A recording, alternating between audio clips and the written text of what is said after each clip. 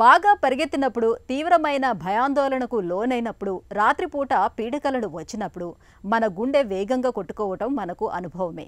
అయితే కొంతమందిలో పరిస్థితులతో నిమిత్తం లేకుండా గుండె బాగా వేగంగా స్పందిస్తూ ఉంటుంది. దీన్నే మనం గుండె దడగా చెప్పుకుంటాం. వైద్య పరిభాషలో హార్ట్ పాల్పిటేషన్గా పిలుస్తారు.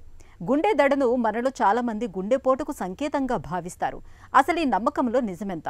గుండె వేగంగా స్పందించడానికి వెనుక కారణాలు, వాటికి పరిష్కార మార్గాల గురించి ఇప్పుడు తెలుసుకుందాం.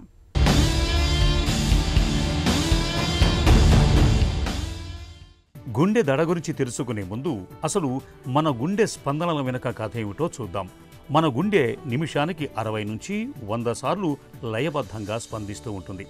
ఇందుకు అవసరమైన కండర శక్తిని సమకూర్చటంలో గుండె తాలూకు ఎలక్ట్రానిక్ సర్క్యూటే అత్యంత కీలకం.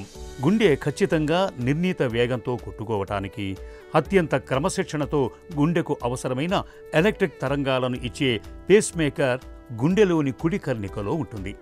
దీని పేరే సైనస్ నోడ్. ఇది గుండె తాలూకు పవర్ హౌస్లా పరిగణించవచ్చు. ఇక్కడ తయారైన విద్యుత్ తరంగాలు ఏట్రియం అంటే కర్ణిక, వెంట్రికల్ అంటే జఠరికల కూడలి వద్ద ఉన్న ఏట్రియో వెంట్రికులార్ నోడ్ దగ్గరకు వస్తాయి. గుండె విద్యుత్ తరంగాలు కొన్ని పరిస్థితుల్లో ఎక్కువగా తయారైన ఈ ఏట్రియో వెంట్రికులార్ నోడ్ వాటిని గుండెకు చేరకుండా నియంత్రిస్తూ ఉంటుంది. అందుకని దీనిని గుండె తాలూకు ఎలక్ట్రికల్ సర్క్యూట్కి పోలీస్ ఆఫీసర్ లాగా భావించవచ్చు. ఈ ఏవి నోడ్ నుంచి విద్యుత్ తరంగాలు సాధారణంగా గుండె ఎడమ జఠరిక నుంచి కుడి జఠరికకు ప్రసరిస్తూ ఉంటాయి. అయితే కొందరిలో గుండెకు జరిగే విద్యుత్ సరఫరా సర్క్యూట్లో తేడాలు రావటం వల్ల గుండె స్పందనలో హెచ్చుతగ్గులు రావటం జరుగుతూ ఉంటుంది. ఫలితంగా వారికి గుండె దడ అనేది సమస్యగా మారుతుంటుంది. గుండె దడ ఏంటంటే గుండె పరంగా దడ వస్తుంది. గుండె వ్యాధి లేకపోయినా కూడా కొంతమందికి దడ వస్తుంది. కొంతమందికి ప్రెగ్నెన్సీలో ఒక్కోసారి పాల్పిటేషన్స్ వస్తాయి. కొంతమంది బ్లడ్ తగ్గినప్పుడు పాల్పిటేషన్స్ వస్తాయి. కొంతమంది థైరాయిడ్ ప్రాబ్లం, కొంచెం హైపోథైరాయిడ్స్ ఉన్నా, లేకపోతే థైరాయిడ్ పెరుగుతున్నా, హైపర్ థైరాయిడ్స్ ఉన్నా సరే పాల్పిటేషన్స్ వస్తాయి. నిద్రలేమి, ఆ నిద్ర పట్టకపోవడం వల్ల రాత్రుల పూట వాళ్ళ హార్ట్ బీట్ని వాళ్ళే ఫీల్ అవుతూ ఉంటారు. సో దాన్ని కూడా పాల్పిటేషన్స్ అంటారు. నిద్ర లేని కారణంగా వస్తాయి. ఆల్కహాల్ తీసుకొని సడన్గా ఆపేయడం వల్ల వస్తాయి. ఎక్కువ స్ట్రెస్, యాంగ్జైటీ వీటి వల్ల కూడా పాల్పిటేషన్స్ వస్తాయి. ఇవన్నీ నాన్ కార్డియాక్ కాజెస్, అంటే హార్ట్ కాకుండా మిగతా వాటి కాజెస్. సో యూజువల్గా 100 మంది పాల్పిటేషన్స్ పేషెంట్లు మనం చూస్తే more than 40% non cardiac causes. So మనం అంత భయపడాల్సిన అవసరం లేదు. వీటిల్లో ఏ ఉన్నా కూడా వాళ్ళకి పాల్పిటేషన్స్ వస్తాయి. Cardiac causes, life threatening causes less than 10%. ఏదైనా వాల్వ్ ప్రాబ్లం ఉందా, లేకపోతే బాగా వేగంగా కొట్టుకోవడం ఉందా, అర్థీమియాస్ అంటారు. కొంతమందికి వేగంగా కొట్టుకోవడం, వాళ్ళకి షాక్లు ఇవ్వాల్సి వస్తుంది, సిపిఆర్ చేయాల్సి వస్తుంది. లేదా గుండె లోపల రక్తనాళాల్లో బ్లాకేజీల వల్ల పాల్పిటేషన్స్ రావడము, లేదా కవాటాలు లీకేజీ, లేదా కవాటాలు మూసుకోపోవడం వల్ల వచ్చే పాల్పిటేషన్స్, ఇవన్నీ కార్డియాక్ కాజెస్. మామూలుగా విశ్రాంతి తీసుకునేటప్పుడు గుండె తక్కువగా కొట్టుకుంటుంది.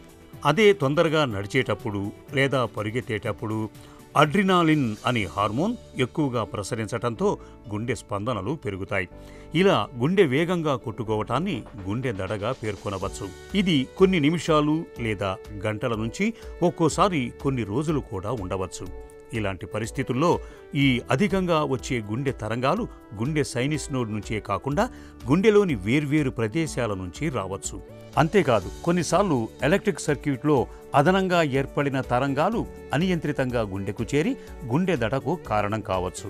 గుండె దడగా ఉంటున్నప్పుడు గుండె నుంచి రక్తం పంపింగ్ కావటం తగ్గుతుంది.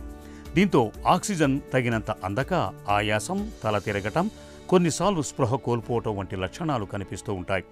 గుండె దడగా ఉంటున్నప్పుడు గుండె తరంగాలను ఈసీజీ ద్వారా రికార్డు చేయటం ద్వారా గుండె స్పందనలు మామూలుగా ఉన్నాయా లేక అసాధారణంగా ఉన్నాయా అన్నది నిర్ధారణ చేయొచ్చు.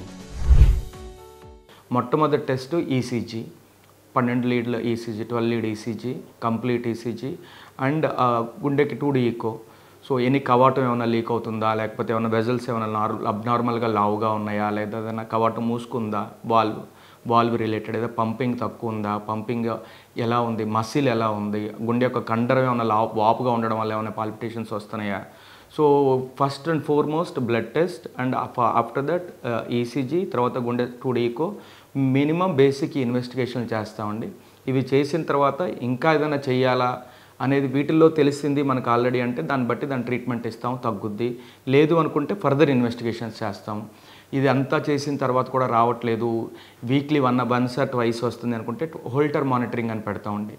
3 రోజులు కంటిన్యూస్గా మన హార్ట్ బీట్ అనేది మన ఈసీజీ వచ్చినట్టు క్యాప్చర్ అవుతూ ఉంటుంది, హోల్టర్ మానిటరింగ్. సో ఇలాంటివి టెస్టులు చేస్తూ ఉంటాం. గుండె దడ ఎంతకీ తగ్గనప్పుడు, అదుపులోకి రానప్పుడు మాత్రమే చికిత్స అవసరమవుతుంది. చికిత్సలో భాగంగా మందులు వాడటం, అవసరమైతే రేడియో ఫ్రీక్వెన్సీ అబ్లేషన్ చికిత్స తీసుకోవాల్సి ఉంటుంది. 90% వ్యక్తుల్లో కేవలం మందుల ద్వారానే గుండె దడను నియంత్రించవచ్చు. మందులతో కూడా గుండె దడ తగ్గనప్పుడు అబ్లేషన్ పద్ధతి ద్వారా గుండెలోని ఏ స్థానం నుంచి అధికంగా విద్యుత్ తరంగాలు తయారవుతున్నాయో గుర్తించి ఆపై కెథటార్ సాయంతో రేడియో తరంగాలను పంపి గుండెలో షార్ట్ సర్క్యూట్ని సరిచేస్తారు. ఈ అబ్లేషన్ చికిత్స చాలా సురక్షితమైనది కూడా. పైగా గుండె దడను నియంత్రించడానికి ఒకసారి అబ్లేషన్ చికిత్స చేయించాక ఇక జీవితాంతం మందులు వాడాల్సిన అవసరం కూడా ఉండదు. కాకపోతే కొన్నిసార్లు అబ్లేషన్ చికిత్స చేశాక ఆ తర్వాత గుండెకు సరఫరా అయ్యే రక్తాన్ని పలుచబరచడం కోసం ఆస్పిరిన్ మందును వాడాల్సి ఉంటుంది. పాల్పిటేషన్స్కి ట్రీట్మెంటే మనం ముందు మాట్లాడుకున్నట్టుగా ఏదైతే కారణం వల్ల పాల్పిటేషన్స్ వస్తున్నాయో ఆ కారణాన్ని మనం ట్రీట్ చేయాలి. బ్లడ్ తక్కువ ఉంది కాబట్టి దాని ట్రీట్మెంట్ తీసుకుంటే ఇంజెక్షన్లు, ట్యాబ్లెట్లు, బ్లడ్ పెరిగిందంటే పాల్పిటేషన్స్ తగ్గిపోతాయి. థైరాయిడ్ ప్రాబ్లం వల్ల వచ్చింది, థైరాయిడ్ ట్రీట్మెంట్ తీసుకుంటే పాల్పిటేషన్స్ తగ్గుతాయి. నిద్రలేమి వల్ల వస్తుంది, ప్రాపర్గా స్లీప్ ప్యాటర్న్ ఒకసారి రిథమ్ వచ్చింది అంటే మాత్రం ఆటోమేటిక్గా పాల్పిటేషన్ తగ్గుతాయి. గుండె పరంగా ఎవరికైనా స్లో హార్ట్ బీట్ వస్తుంది అనుకుంటే మాత్రం పేస్ మేకర్ ఏమైనా అవసరం పడితే పేస్ మేకర్ వేస్తే వాళ్ళకి పాల్పిటేషన్స్ తగ్గుతాయి. ఒకవేళ ఫాస్ట్గా హార్ట్ రేట్ వస్తుంది, వేరియస్ కారణాలు ఉంటాయి ఫాస్ట్ హార్ట్ రేట్కి, సూప్రావెంట్రికులర్ టెకికార్డియా అని, వెంట్రికులర్ టెకికార్డియా అని చెప్పేసి. సో సూప్రావెంట్రికులర్ టెకికార్డియా అలాంటివి అయితే ట్యాబ్లెట్స్తో తగ్గుద్ది. వెంట్రికులర్ టెకికార్డియా అయితే అవసరమైతే హార్ట్లో డీఫిబ్రిలేటర్ కూడా పెట్టుకోవాల్సి వస్తుంది, ఐసీడీ. సో అది మనం నిర్ధారించి ఆ పేషెంట్కి ఏదైతే సూటబుల్, ఏదైతే హెల్ప్ఫుల్గా ఉంటుంది నెక్స్ట్ పాల్పిటేషన్స్ తగ్గించడానికి, సో ఆ పేషెంట్కి ఉన్నటువంటి కండిషన్ బట్టి మనం ట్రీట్మెంట్ చేస్తాం.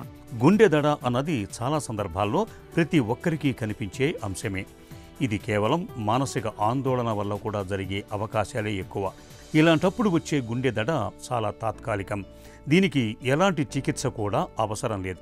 కాకపోతే ఈ ఇబ్బందిని అధిగమించటానికి, ఆందోళనను నియంత్రించుకునేలా యోగా, ధ్యానం వంటి చిన్నపాటి చిట్కాలు పాటిస్తే చాలు. ఇక ఇతరత్న జబ్బుల మూలంగా గుండె విద్యుత్ వ్యవస్థలో అపశృతుల మూలంగా గుండె దడ సమస్యగా మారినప్పుడు మాత్రం మందులు వాడటం, అవసరమైతే అబ్లేషన్ చికిత్స తీసుకోవాల్సి ఉంటుంది.